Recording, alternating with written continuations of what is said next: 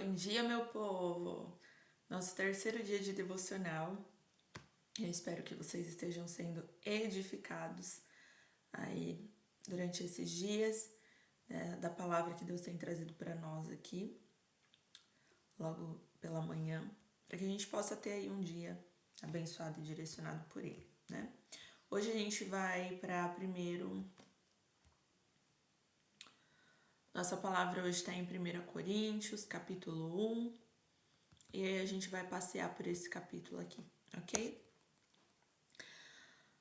Eu vou ler ele com vocês porque ele é curtinho e aí a gente vai discorrendo conforme ele vai avançando os versículos.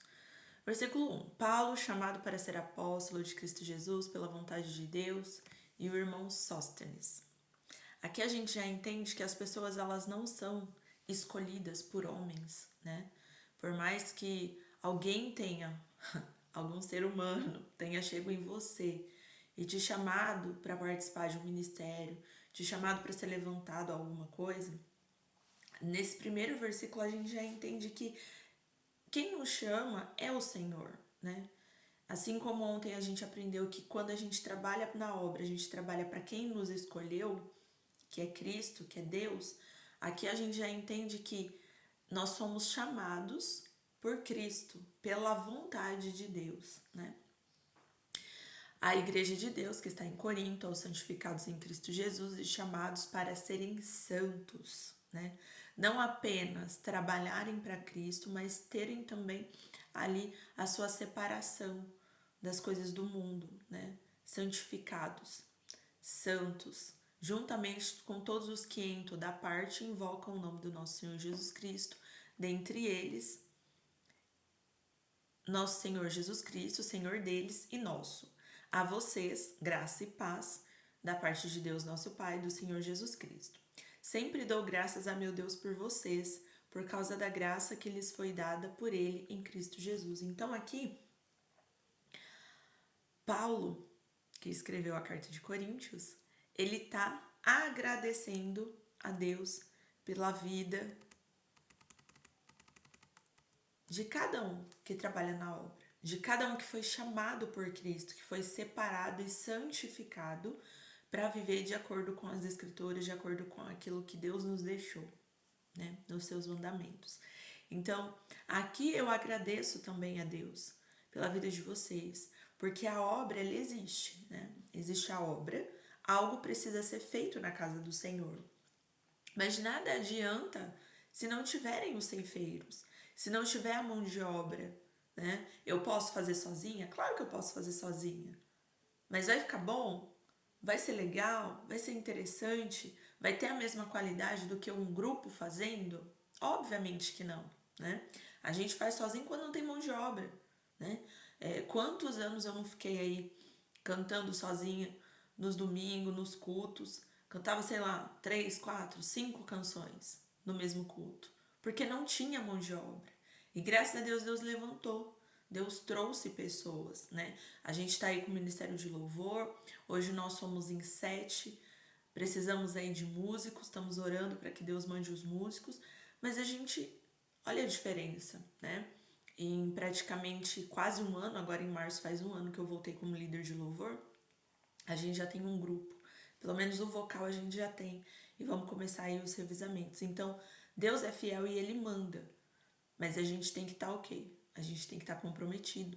Porque Deus só tem compromisso com quem tem compromisso com Ele. Se a gente não tiver compromisso com Ele, Ele também não vai ter compromisso com a gente. Então, sempre dou graça ao meu Deus por vocês, por causa da graça que lhes foi dada por Ele em Cristo Jesus. Pois nele vocês foram enriquecidos em tudo, em toda palavra e em todo conhecimento, porque o testemunho de Cristo foi confirmado entre vocês, de modo que não lhes falta nenhum dom espiritual, enquanto vocês aguardam que o nosso Senhor Jesus Cristo seja revelado. Então, aquilo que Ele queria nos dar, Ele nos deu. Né? Deus me agraciou ali com o dom da música, me agraciou com o dom da palavra, da oratória. Então, Deus, Ele dá a quem Ele quer, da maneira como Ele quer. A uns Ele vai dar um dom, 2 dons, a outros Ele vai dar multiplicidade de dons, mas Ele dá para quem Ele quer e de nada nós temos falta. 8. Ele os manterá firmes até o fim, de modo que vocês serão irrepreensíveis no dia de nosso Senhor Jesus Cristo. Fiel é Deus, o qual os chamou à comunhão com seu Filho, Jesus Cristo, nosso Senhor. Irmãos, em nome de Jesus Cristo, suplico a todos vocês que concordem uns com os outros no que falam, para que não hajam divisões entre vocês, e sim que todos estejam unidos num só pensamento, num só parecer. Nós somos um grupo, né? Então aqui, Paulo já está falando, a gente tem que ser unido, né? Ser unido em concordância, um só propósito, um só pensamento. Quando não tem concordância, Deus não tem liberdade para agir. Um tá querendo uma coisa, o outro tá querendo outra. Aí Deus fala assim: vocês não estão em concordância, então também eu não vou fazer nada. Então a gente precisa ter concordância. Aqui, como Ministério de Louvor, qual que é o nosso objetivo? Levar a igreja à adoração, trazer a presença do Senhor para o meio do povo, para que a hora que chegar a palavra, eles estejam com o coração quebrantado, né, com o terreno ali pronto, para que a semente da palavra seja jogada e possa frutificar. Então a gente é uma preparação antes da palavra, que é o prato principal do culto, né? Então o nosso objetivo é levar a igreja à adoração. Meus irmãos, fui informado por alguns da casa de Chloe de que há divisões entre vocês. Com isso, quero dizer que cada um de vocês afirma: sou de Paulo, sou Apolo, sou de Pedro, sou de Cristo, né? Sei lá, eu sou da Assembleia, mas eu sou da comunidade, mas eu sou da Batista, né? Ou, mas eu sou dos obreiros, eu sou do púlpito, mas eu sou do louvor, né? Então, assim, nós somos um corpo. Não importa se você é mão ou se você é pé. É um corpo. Nós estamos unificados em um só corpo, né? Um só propósito. Acaso Cristo está dividido? Foi Paulo crucificado em favor de vocês? Foram vocês batizados em nome de Paulo? Dou graças a Deus por não ter batizado nenhum de vocês, exceto Crispo e Gaio, de modo que ninguém pode dizer que foi batizado em meu nome. Batizei-os da casa de Estéfanas. Além destes, não me lembro se batizei alguém mais. Pois Cristo não me enviou para batizar, mas para pregar o Evangelho, não com palavras de sabedoria humana, para que a cruz de Cristo não seja esvaziada. Cristo, sabedoria e poder de Deus. Pois a mensagem da cruz é loucura para os que estão perecendo, mas para nós que estamos sendo salvos é o poder de Deus. Pois está escrito: destruirei a sabedoria dos sábios e rejeitarei a inteligência dos inteligentes. Onde está o sábio? Onde está o erudito? Onde está o questionador desta era? Acaso não tornou Deus louca a sabedoria deste mundo? Visto que, na sabedoria de Deus, o mundo não o conheceu por meio da sabedoria humana. Agradou a Deus salvar aqueles que creem por meio da loucura da pregação. Então aqui eu sempre falo, e eu tenho ali a minha formação em psicologia, mas chega um momento em que a ciência não pode fazer mais nada. E é aí que entra a sabedoria divina, é aí que entra Deus com as estratégias, com direcionamentos que muitas vezes a ciência não pode explicar. Então a gente tem que se aperfeiçoar, tem. Se eu canto, eu tenho que buscar me aperfeiçoar no canto. Se eu sou estudada em psicologia, eu tenho que buscar me aperfeiçoar nos estudos da ciência. Se eu prego, eu tenho que me especializar ali no estudo da palavra, né? Mas não é só a ciência humana. A gente tem que deixar ali o pedacinho ou o pedação para que o Espírito Santo nos revele e nos direcione. Porque só sabedoria humana não adianta nada. Não te leva a lugar nenhum. Vai chegar um momento em que você vai travar.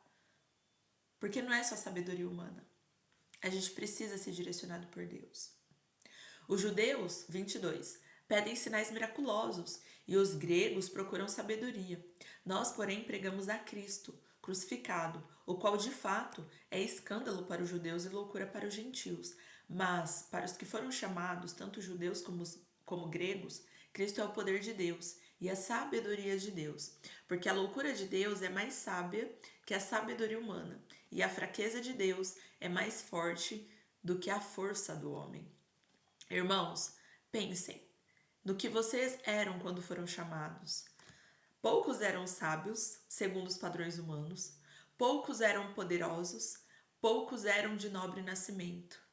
Resumindo, quem éramos nós na fila do pão, quando fomos chamados para fazer alguma coisa na obra do Senhor. A gente era rejeitado pela sociedade, né?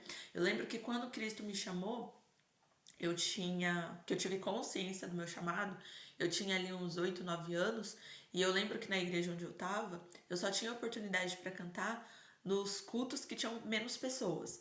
Então, assim, quando não tinha ninguém para cantar, não tem ninguém para cantar. Ah, então chama Tamires. Não tem ninguém para fazer, então chama Tamires.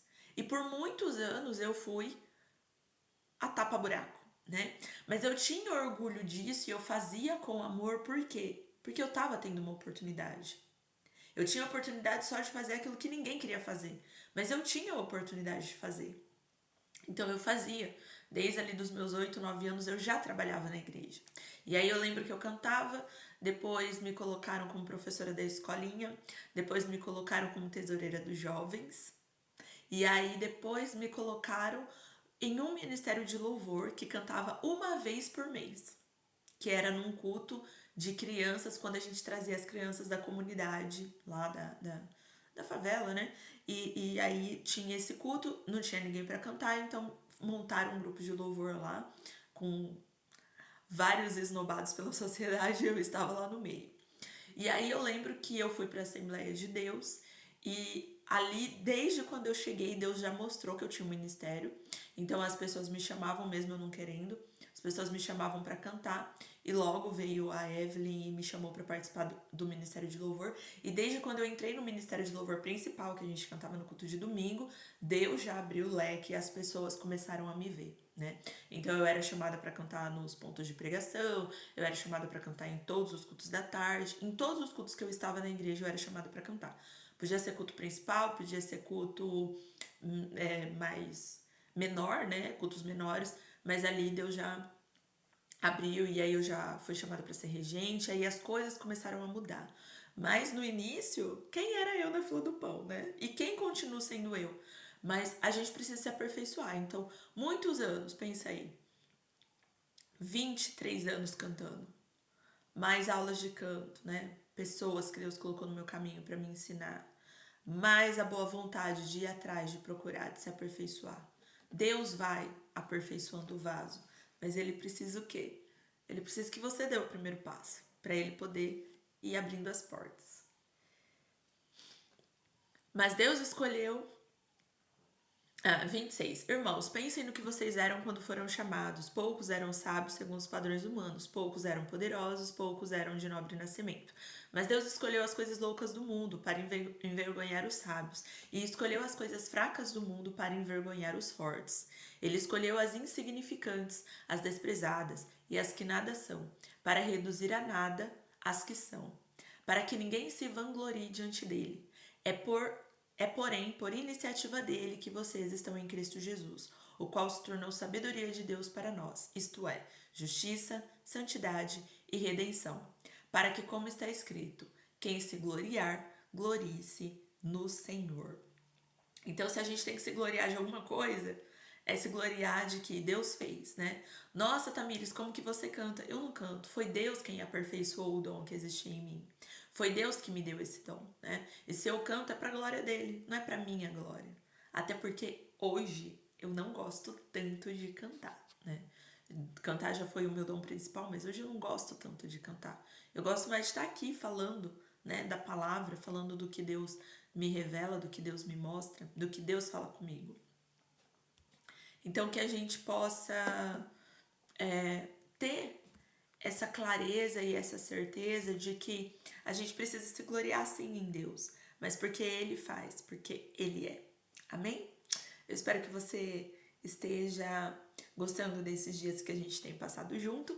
Amanhã eu tô de volta ao meio-dia com o nosso devocional. Se inscreve aqui no canal, que a nossa meta é bater 1.000 inscritos até dezembro. Deixa o seu curtir pro YouTube entregar o meu vídeo para mais pessoas e alcançar mais vidas com o nosso devocional, tá bom? Um beijo e até amanhã.